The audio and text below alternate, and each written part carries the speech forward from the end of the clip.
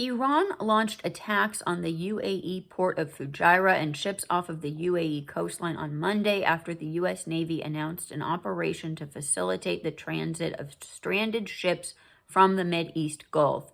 An Iranian drone strike caused a fire in the Fujairah petroleum industry zone, the port authority said. The UAE separately said that it intercepted 3 missiles launched from Iran while another fell into the sea, marking the first Iranian attack on its neighbor since the U.S. and Iran agreed to halt hostilities on April 7th.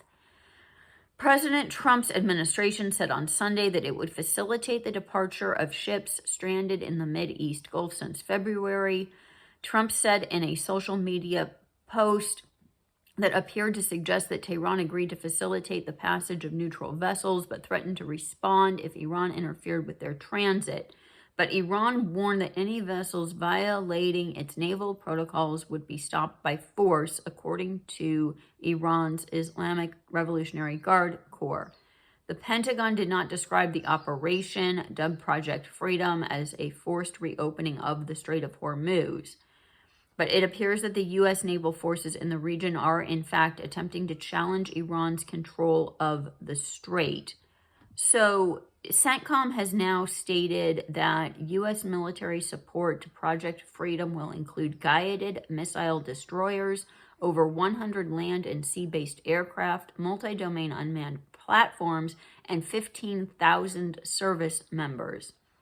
The new Strait of Hormuz initiative will not necessarily include U.S. Navy ships escorting commercial ships, according to two U.S. officials cited by Axios Barak Ravid. U.S. Navy ships will be in the vicinity. One of the officials said U.S. Navy ships will be in the vicinity in case they need to prevent Iran's military from attacking commercial ships moving through the strait. The officials said the U.S. Navy is going to provide commercial ships with information on the best maritime lanes in the strait, especially when it comes to using lanes that were not mined by the Iranian military. U.S. President Trump's frustration with the Iran stalemate prompted the Hormuz gambit. The source says that it could be the beginning of a process that could lead to a confrontation with the Iranians.